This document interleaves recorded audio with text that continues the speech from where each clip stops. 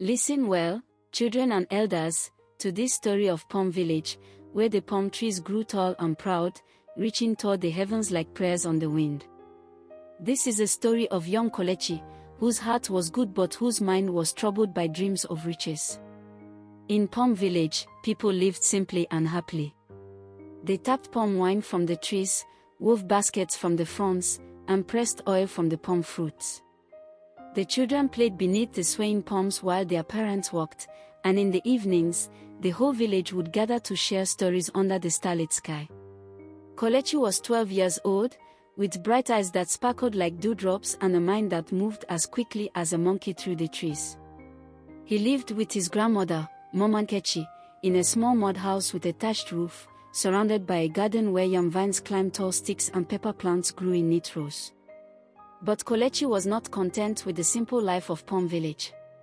Every day, he watched the wealthy traders who passed through on their way to the big city, their camels loaded with gold and silver, their clothes made of fine cloth that shimmered in the sunlight. If only I could be rich like them, Kelechi would whisper to himself, then I could buy anything I wanted and never have to walk in the gardens again. His grandmother would shake her grey head when she heard such talk. Kelechi, my child, she would say, stirring the pot of palm nut soup over the fire, wealth that comes easily often brings trouble. It is better to work with your hands and earn your bread with sweat than to wish for riches that may cost more than you can afford to pay. But Kelechi only half listened to his grandmother's wise words. His mind was always dreaming of gold and silver, of fine clothes and a big house in the city. Now, Kelechi had two friends who were dearer to him than brothers and sisters. There was David, his best friend since they were small children learning to walk. David was careful and thoughtful, with a mind that asked many questions.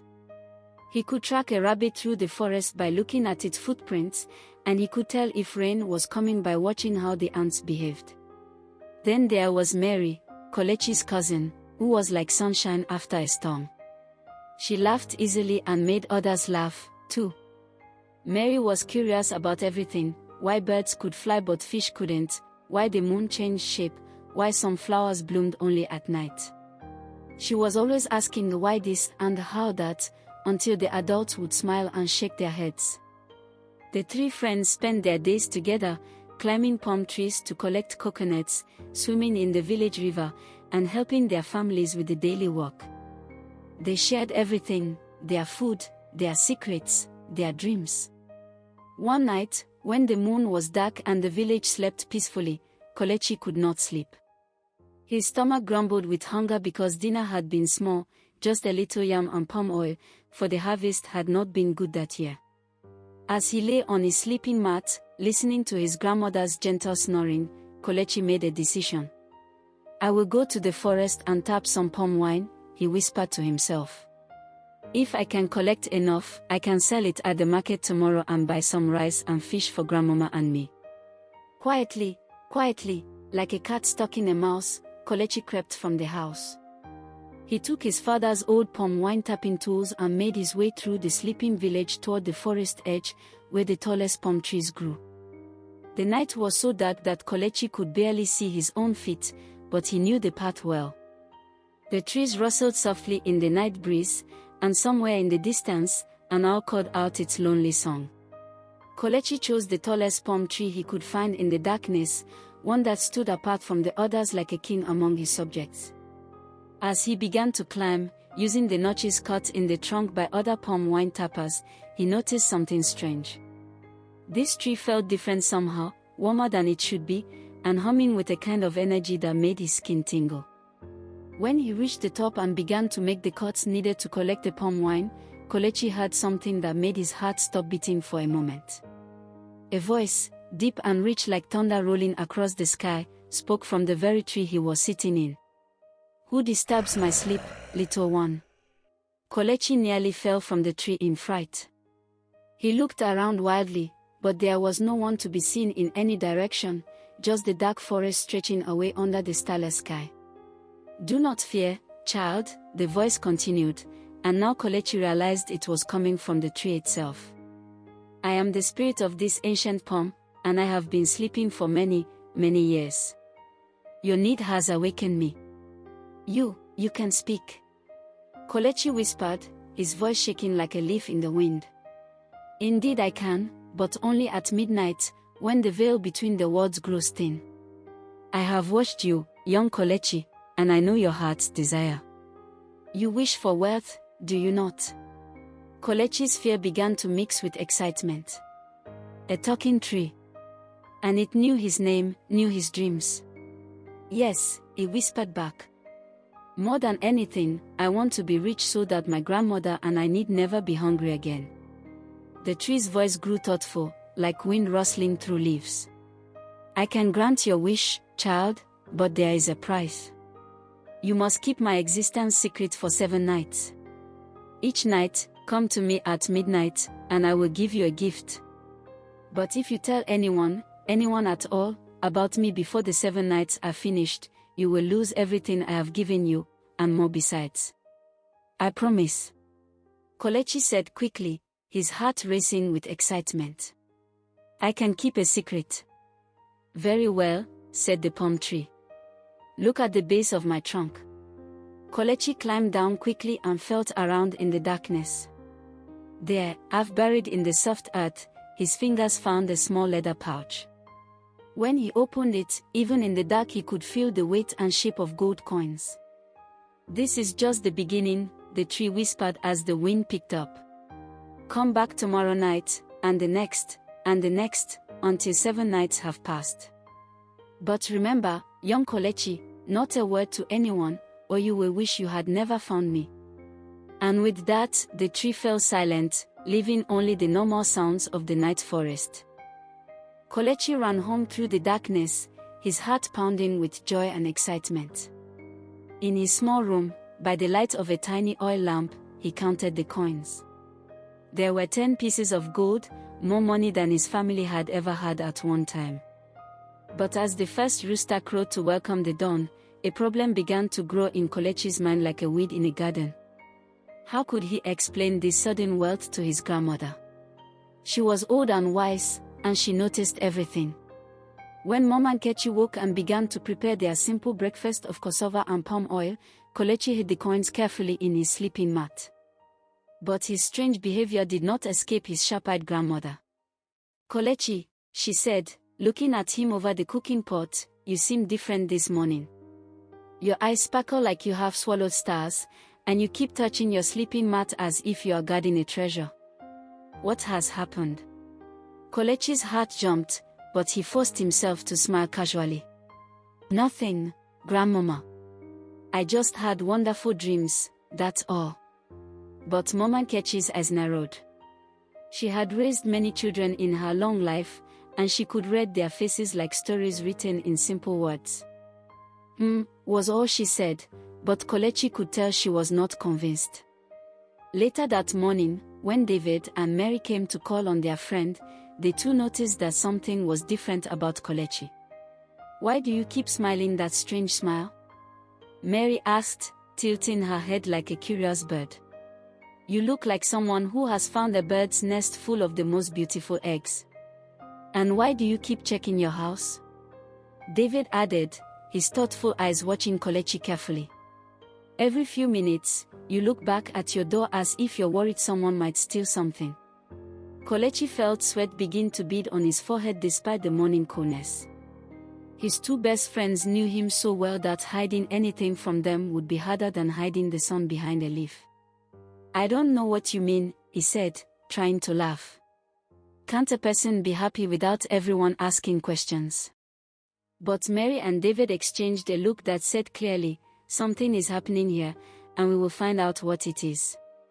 That day seemed longer than a whole season to Kelechi. Every time someone looked at him, he worried that they could somehow see his secret written on his face. When his grandmother asked him to help with the garden, he worked so enthusiastically that she became even more suspicious. Kelechi, she said as they pulled weeds from around the pepper plants, in all your 12 years, I have never seen you so eager to work in the garden. Usually, you complain that the weeds will grow back anyway, so why bother pulling them? What has changed? Kelechi's mind raced like a rabbit running from a hunter. I just realized that you're right, Grandmama. It's better to work hard than to dream about easy riches. Mama Kelechi studied her grandson's face for a long moment, then nodded slowly. Good, she said. But remember, child, the easiest way to lose something precious is to lie about how you got it. Those words made Kelechi's stomach feel heavy, but he pushed the feeling away. After all, he wasn't really lying, he just wasn't telling the whole truth. And besides, in 6 more nights, he would be rich enough to take care of his grandmother properly. Surely she would understand then. As the sun set and the village settled into its evening routines, Kelechi found it harder and harder to act normally. During the evening meal, he could barely eat, his stomach was so twisted with excitement and nervousness about his midnight appointment. Are you feeling ill, child? Mama Kelechi asked, feeling his forehead with her work-roughened hand. You're as jumpy as a grasshopper, and you've barely touched your food. I'm fine, Grandmama, Kelechi said quickly. Just tired. But when he announced that he was going to bed early, both his grandmother and his friends became even more suspicious. Kelechi was known throughout Pom village for staying up late, telling stories and playing games with the other children until their parents called them home. David and Mary sat with him on the mat outside his house as the stars began to appear in the darkening sky. Kelechi, David said in a serious way, we've been friends since we were babies crawling in the dust. I know when something is troubling you. What has happened? Mary nodded eagerly. Yes. And don't tell us it's nothing, because we can see it in your eyes. You look like someone who has found a hidden path in the forest but can't tell anyone where it leads. For a moment, Kelechi almost told them everything. The words crowded in his throat like birds trying to escape from a cage. How wonderful it would be to share his amazing secret with his 2 best friends. But then he remembered the palm tree's warning, and he forced the words back down. There's nothing to tell, he said, but his voice sounded false even to his own ears. I'm just thinking about helping Grandmama more with the work. David and Mary looked at each other, and Kelechi could see them having one of their silent conversations with their eyes. They had known him too long and too well to believe such an obvious lie. Very well, David said finally. But friends don't usually keep secrets from friends, especially not secrets that make them act so strangely. Mary stood up and brushed the dust from her wrapper. Come on, David, she said. If Kelechi wants to keep secrets, that's his choice. But I think we should keep our eyes open. After they left, Kelechi felt lonelier than he had ever felt in his life. But he comforted himself by thinking of the riches that awaited him. Soon he would have so much wealth that he could buy presents for David and Mary, and they would understand why he had to keep the secret. When midnight came, Kelechi crept out of the house even more carefully than the night before. This time, he knew exactly where to go and what to expect. The palm tree stood waiting for him like an old friend, its fronds rustling softly in the night breeze. As soon as the village clock tower chimed 12 times, the tree spoke. Welcome back, young Kelechi. I see you have kept your word so far. Yes, Kelechi whispered excitedly. And no one suspects anything. The tree made a sound like wind laughing through leaves. Are you so certain of that, child? Look carefully at the world around you. Those who love us notice when we change, even when we think we are being clever. But Kelechi was too excited to pay attention to such warnings. What is my gift tonight? Look behind the bush with the white flowers, 10 paces toward the rising sun. Kelechi hurried to the spot and found another small pouch, this one containing beautiful silver jewelry, bracelets and necklaces that gleamed like moonlight on water. 5 more nights, the tree whispered as Kelechi clutched his treasure. 5 more nights of silence, and you will be richer than the greatest trader who ever passed through your village. The next morning brought new problems for Kelechi. His grandmother woke earlier than usual and caught him creeping back into the house just as the sky was turning grey with dawn. Kelechi, she said sharply. Where have you been? I woke to check on you and found your sleeping mat empty. Kelechi's mind went as blank as a clean slate. I couldn't sleep, so I went outside to look at the stars. Mama Kelechi's eyes grew stern. For 3 hours. Child, do you think I was born yesterday? What is really going on? The two friends looked at him for a long moment, and Kelechi could see hurt beginning to grow in their eyes alongside the curiosity. Fine, David said finally. But friends don't usually lie to friends about pieces of wire. That evening, as Kelechi sat with his grandmother eating their simple supper, Mama Kelechi spoke in a voice that was gentle but firm. Kelechi, my child, I have lived for 67 years, and I have learned that secrets are like seeds. Plant them in darkness, and they grow into weeds that choke out everything good around them. Whatever is troubling you, whatever you are hiding, it would be better to speak of it now, before the weeds grow too tall to pull up. Kelechi's throat felt tight, and for a moment he almost told her everything. But then he thought of the palm tree's warning, and he shook his head. There's nothing to tell, Grandmama. But even as he said it, he could feel the friendship of David and Mary slipping away from him like water through his fingers, and he could see the worry growing in his grandmother's kind old eyes. Each night, Kelechi returned to the palm tree, and each night his treasure grew. On the third night, the tree gave him a small bag of precious gems that sparkled like captured stars. On the fourth night, he found a golden pendant shaped like the sun. On the fifth night, there was a silver cup engraved with pictures of birds and flowers. But with each gift, his life became more difficult. David and Mary had grown suspicious enough to start following him, though they hadn't yet caught him leaving the house at night. His grandmother watched him constantly, her face creased with worry and disappointment. And Kelechi himself felt like he was carrying a heavy load that grew heavier each day. The lies were multiplying faster than rabbits. When his grandmother found him examining the silver cup, he claimed he had found it in the river. When David saw the golden pendant glinting in his shirt, he said it belonged to a friend who had asked him to keep it safe. When Mary noticed that his clothes smelled like the forest at night, he pretended he had been sleepwalking. Each lie made Kelechi feel sicker inside, but each new treasure made his dreams of wealth burn brighter. Just 2 more nights, he told himself. 2 more nights, and then I'll have enough riches to last forever. Then I can explain everything to everyone. But on the 6th morning, disaster struck. Kelechi had hidden his growing treasure in what he thought was the perfect place, buried beneath the big stone behind his grandmother's house, wrapped in an old cloth. But he had forgotten about Mary's curiosity and David's skill at tracking. That morning, while Kelechi was at the market selling palm oil for his grandmother, David and Mary decided to investigate.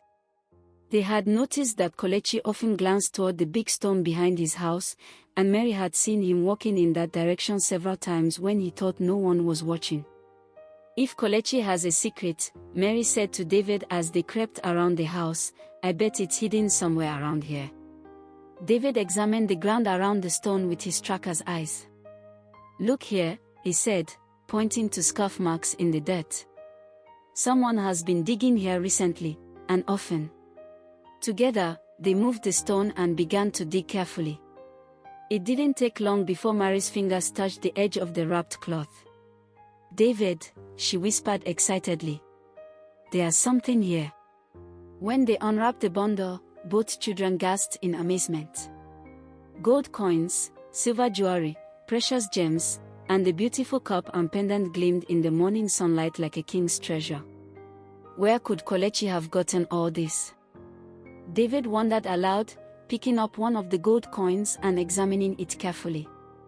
Mary's eyes were wide with shock and worry. David, this is more wealth than our whole village has ever seen.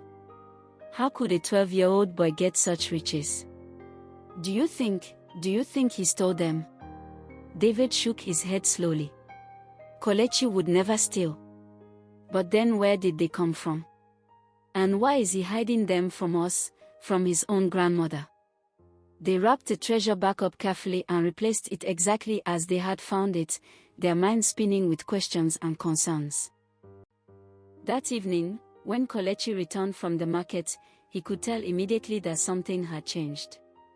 David and Mary were sitting with his grandmother on the mat outside the house, and all three of them looked at him with expressions he couldn't quite read. "Kelechi," his grandmother said gently, "your friends have something they need to tell you." Kelechi's heart began to beat like a drum calling warriors to battle. Had they discovered his treasure? Had they followed him to the tree? His mouth went dry as dust. Mary spoke first, her usual cheerfulness replaced by serious concern. "Kelechi, we know about the treasure." The words hit Kelechi like a physical blow. "What treasure?" he asked weakly, but he could see in their faces that pretending was useless. David leaned forward, his voice gentle but firm. "We found where you buried it, behind the house." "Kelechi, where did you get so much wealth?" "We're not asking because we want to get you in trouble, we're asking because we're worried about you." Mama Nkechi's old eyes were full of sadness. "Child," she said softly, "I have suspected for days that you were keeping something from us. But I never imagined it was anything like this. Where did such riches come from?" Kelechi looked from one concerned face to another, and suddenly the weight of all his lies and secrets felt too heavy to carry anymore. His eyes filled with tears, but still he couldn't bring himself to break his promise to the palm tree. "I can't tell you," he whispered. "I promised I wouldn't tell anyone." "Promised who?" David asked urgently. "Kelechi, if someone is using you to hide stolen goods, or if someone is making you do dangerous things for money, you need to tell us so we can help you." But Kelechi just shook his head, tears streaming down his face. "I can't. I gave my word. Just one more night, and then I can explain everything." The three people who loved him most in the world exchanged worried glances over his head. "Kelechi," his grandmother said finally, "I cannot allow you to leave this house tonight. Whatever promise you made, whatever is happening, it ends now. Tomorrow, we will take this treasure to the village elders and try to find out where it came from." But Kelechi was desperate. So much wealth, so close to being his forever. He couldn't give up now, not when he was only one night away from achieving his dreams. That night, he waited until he was sure everyone was asleep, then crept from the house even more quietly than before. The path to the palm tree had never seemed so long or so dark. With every step, Kelechi felt like he was walking away from everything he had ever known and loved. But the thought of the final treasure drove him forward. The ancient palm tree stood waiting for him, its fronds moving gently in the night breeze. As the village clock chimed midnight, it spoke for the last time. "Welcome, young Kelechi, to our final meeting." "Yes," Kelechi whispered excitedly. "I kept the secret for 7 nights, just as you asked. Where is my final treasure? Where is the great wealth you promised?" The tree was quiet for a long moment, and when it spoke again, its voice was sad and deep. "Tell me, child, what have these 7 nights cost you?" "Cost me?" Kelechi was confused. "They haven't cost me anything. I'm about to be the richest person in Palm Village." "Are you?" the tree asked gently.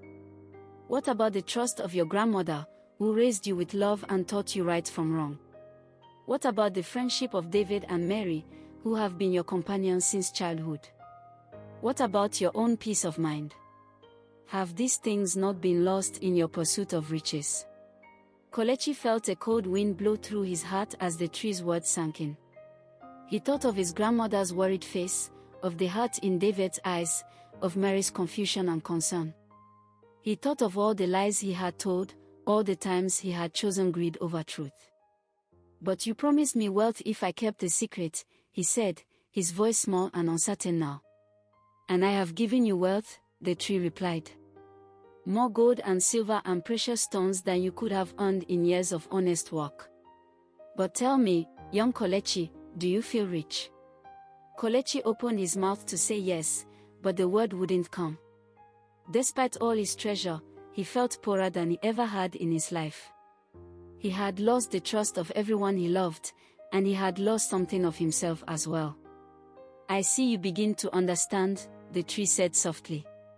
"True worth is not in gold and silver, child. True worth is in the love of family, the loyalty of friends, the peace that comes from living honestly, and the joy that comes from sharing what we have with others. These things you had in abundance before you met me, but in reaching for more, you have lost what was most precious." But can't I have both?" Kelechi asked desperately.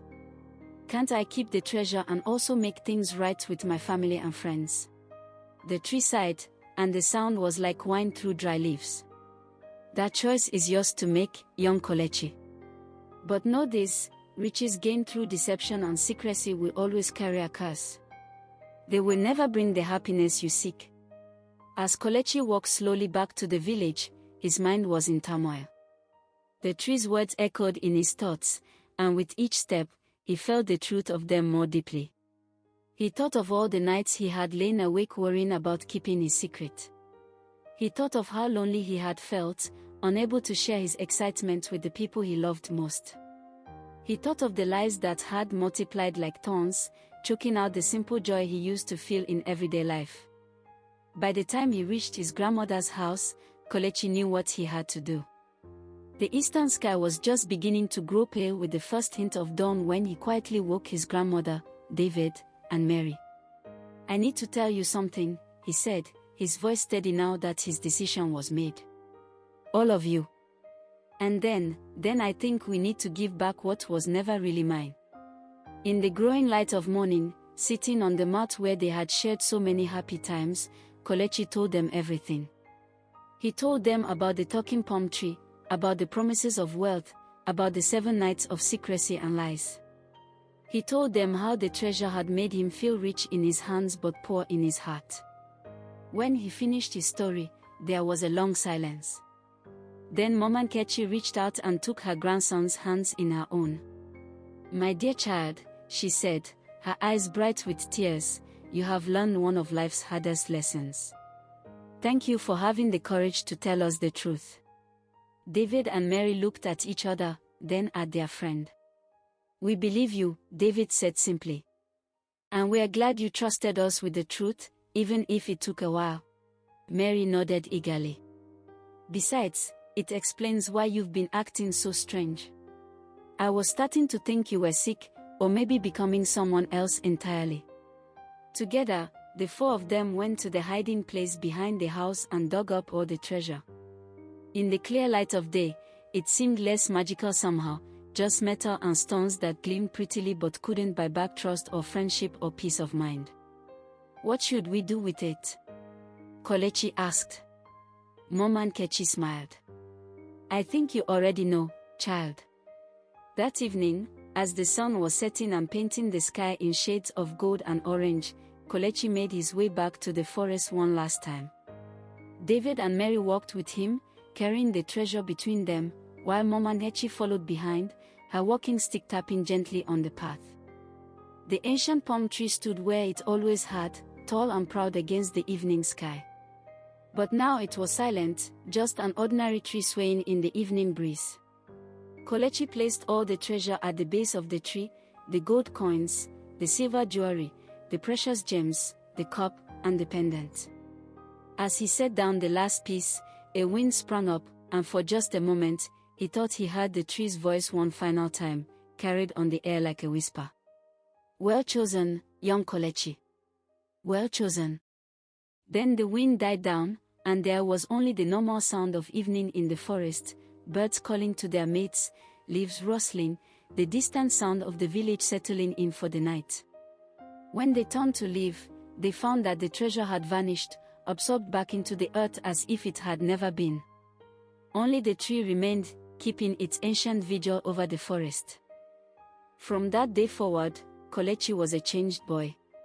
He worked harder in his grandmother's garden than he ever had before, and he found joy in simple things, the taste of fresh palm wine, the laughter of his friends, the stories his grandmother told in the evenings. Word of his adventure spread through Palm Village, as stories do, and the telling of it became a lesson for other children who might be tempted by dreams of easy riches. Remember young Kelechi and the talking palm tree, parents would say to their children. Remember that the greatest treasures cannot be buried in the ground or hidden in secret places. The greatest treasures live in our hearts, in the love we give and receive, in the trust we build with others, in the peace that comes from living honestly and the joy that comes from sharing what we have. Kelechi grew up to be a wise and honest man, known throughout the region for his integrity and his generosity. He married a good woman, raised fine children, and lived to be an old man with silver in his hair and wisdom in his eyes. And sometimes, when the moon was dark and the night was quiet, he would walk past the ancient palm tree in the forest. It never spoke to him again, but he would pause and place his hand on its trunk, grateful for the lesson it had taught him so many years ago. "Thank you," he would whisper to the tree. "Thank you for showing me that the richest life is one lived in truth, surrounded by love." And the tree would sway gently in the night breeze, as if it understood. Years passed, and Kelechi became known as a great storyteller, just as his grandmother had been. On market days and feast days, children would gather around him to hear tales of adventure and magic. But his favorite story to tell was always his own, the story of a boy who thought he wanted gold and silver, but discovered that the real treasures had been in his hands all along. "My young friends," he would say to the wide-eyed children sitting at his feet, "let me tell you about the time I met a talking palm tree, and what it taught me about the difference between being rich and being wealthy." And as he told the story, the children would lean forward, eager to hear how a boy not much older than themselves had faced the choice between easy riches and hard-earned wisdom, and how that choice had shaped the rest of his life. The story of Kelechi and the talking palm tree became one of the most beloved tales in all of Palm Village, passed down from parents to children, from grandparents to grandchildren, each generation learning anew that the most precious things in life cannot be bought or sold, stolen or hoarded. They must be earned through love, trust, honesty, and the courage to choose what is right over what is easy. And they say that on very quiet nights, when the moon is dark and the wind is still, if you walk past the ancient palm tree in the forest and listen very carefully, you might still hear its voice whispering the same lesson to any who need to hear it. True wealth is not what you can hold in your hands, but what you can hold in your heart.